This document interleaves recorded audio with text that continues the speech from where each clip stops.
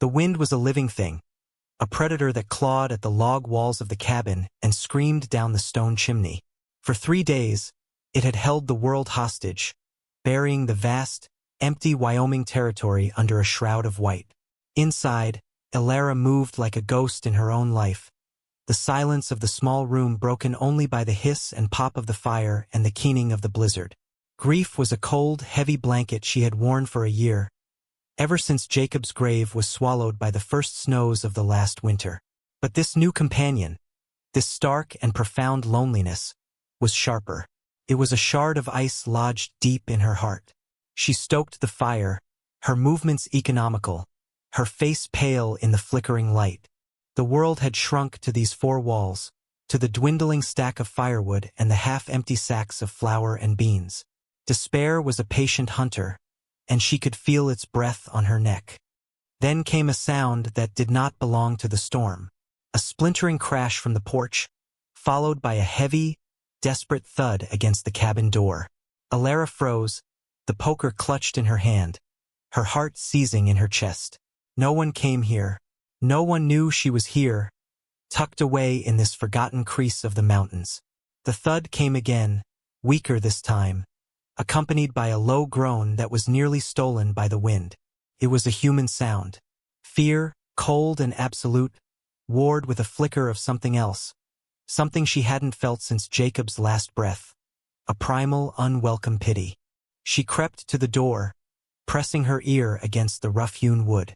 The wind shrieked, but beneath it, she heard the ragged sound of breathing. She drew the thick iron bolt, her knuckles white. The wind tore the door from her grasp, slamming it inward. A blast of snow and ice crystals swirled into the room, and framed in the churning white of the doorway was the shape of a man. He stumbled forward, a dark specter against the blizzard's fury, before collapsing onto the floorboards in a heap of snow-caked wool and leather. He lay still. For a long moment, Elara could only stare, her breath misting in the frigid air that now filled her small sanctuary. The intruder was big, his shoulders broad even under the heavy coat. A dark stain was spreading across the side of his coat, another matting the thick, dark hair at his temple. He was hurt, badly. Her first instinct was to slam the door, to leave him to the storm that had delivered him. It was what the world had taught her. The world had taken everything from her. She owed it nothing, least of all a stranger who had fallen into her life like a wounded wolf. But as she watched the slow, shallow rise and fall of his chest, she saw not a threat, but a reflection of her own grim reality. He was dying, and in this vast, frozen wilderness, she was the only person who knew it. With a strength born of pure, bitter resolve, she fought the wind, forced the heavy door shut, and slid the bolt back into place. The cabin was quiet again, save for the fire and the ragged breathing of the man bleeding out on her floor. She knelt beside him, her hands trembling as she reached to unfasten the collar of his coat. His face, half-shadowed and etched with pain, was unfamiliar, but the proximity of another human being after so long was a shock, as jarring and unwelcome as his arrival. The first 2 days were a blur of fever and murmured words that held no meaning. Elara worked with a detached efficiency, a part of her mind standing aside, watching her hands move with a competence she'd forgotten she possessed. She cleaned and stitched the gash on his temple, the needle pulling taut against skin cold as clay. The deeper wound in his side was worse, a ragged tear from a bullet or a blade, inflamed and angry. She washed it with boiled water and packed it with the last of her dried yarrow, her touch gentle despite the rigid set of her jaw. She spooned thin broth between his cracked lips, his head heavy in the crook of her arm. She did not know his name. She did not want to. He was a body to be mended, a problem to be solved before it became a permanent one. When he slept, she watched the fire, her thoughts circling the same dark paths. His presence filled the cabin, a dense, masculine energy that pushed against the walls of her solitude. It was unsettling. It made her feel the shape of her own loneliness more acutely. On the 3rd morning, the fever broke. She awoke to find him watching her from the cot where she'd laid him. His eyes were the color of a winter sky just before dusk, a deep, clear gray, and they held a startling lucidity. There was no delirium in them now, only a quiet, unnerving assessment. "Water," he rasped, his voice a dry rustle of leaves. She brought it to him in a tin cup, her movements stiff. He drank slowly, his gaze never leaving her face. The silence that followed was heavy, thick with unspoken questions. He was a stranger, and out here strangers were dangers. Days bled into one another, marked by the changing light through the single window. The storm had passed, leaving behind a world of impossible, pristine silence. They existed in a truce of necessity, their communication sparse and functional. "The wood is low," she would state, and he would nod, his eyes flicking to the dwindling pile. "The stew needs salt," he would murmur, and she would add it without a word. He was regaining his strength. He began to sit up, his back against the wall, for hours at a time, his hands busy whittling a piece of kindling into a smooth, intricate shape. He never spoke of where he came from or where he was going. He never asked her name, and she, in turn, never asked his. One afternoon, while he dozed, a fitful sleep brought on by the laudanum she'd given him for the pain, she saw his satchel by the cot. A deep-seated caution, a survival instinct she'd honed to a razor's edge, compelled her. She needed to know who he was. Her hands were deft as she unbuckled the worn leather straps. Inside was a spare shirt, a whetstone, a twist of jerky, and a folded square of paper, worn soft at the creases. Her fingers trembled as she picked it up, felt heavy, dangerous. She began to unfold it, but a floorboard creaked as he shifted on the cot. Her head snapped up. His eyes were open, fixed on the paper in her hand. A current passed between them, sharp and electric. She dropped it as if burned, her heart hammering against her ribs. He said nothing, his expression unreadable, and after a moment, his eyes drifted shut again. But she knew he had seen. The knowledge lay between them now, a loaded pistol on a table. She shoved the satchel away, her face burning with shame and fear. He knew she had pried. He knew she did not trust him. The fragile peace was broken. The air in the cabin grew thin, each breath a conscious effort. Alara waited for the accusation, for the shift in his gaze that would brand her a thief. But it never came. He remained silent, his steady gray eyes watching her as she moved about the small space, his stillness a judgment more potent than any words. He knew she had invaded his privacy, yet he held his peace.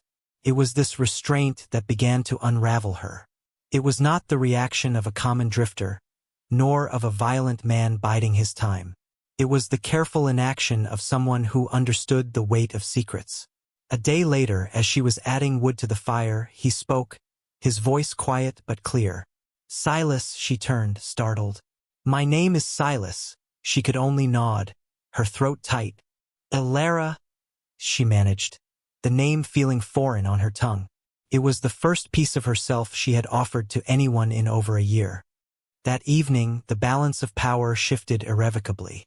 She had moved his satchel to sweep the floor, and the folded paper had fallen out, landing face up in the firelight. Before she could snatch it away, Silas leaned forward from the cot, his eyes locking onto the printed image. It was a wanted poster, crude but unmistakable. A woman's face, sketched in stark black ink.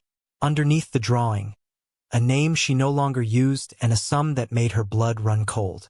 $500. For armed robbery. For the death of a bank guard in Cheyenne.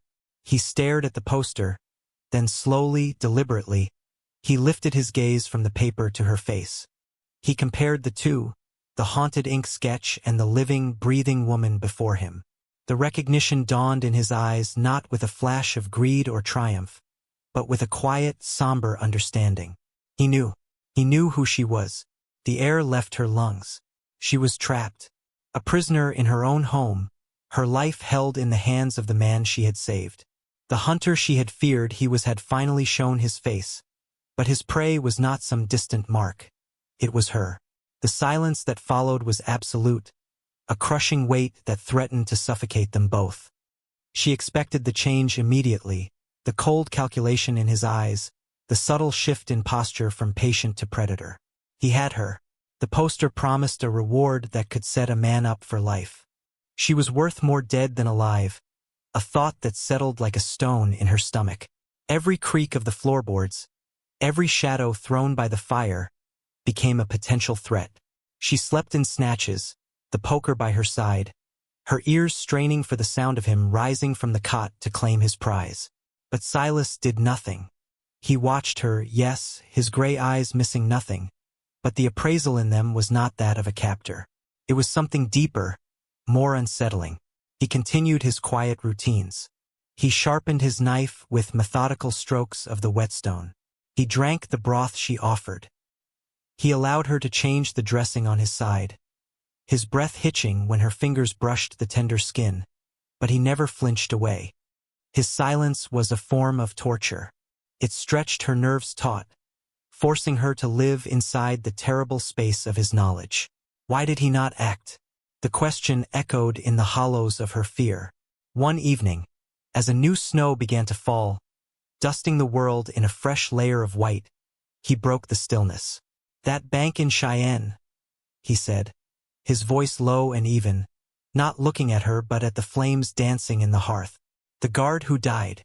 It was his own partner's bullet." Ricochet. Alara froze, her hand hovering over the stew pot. She said nothing.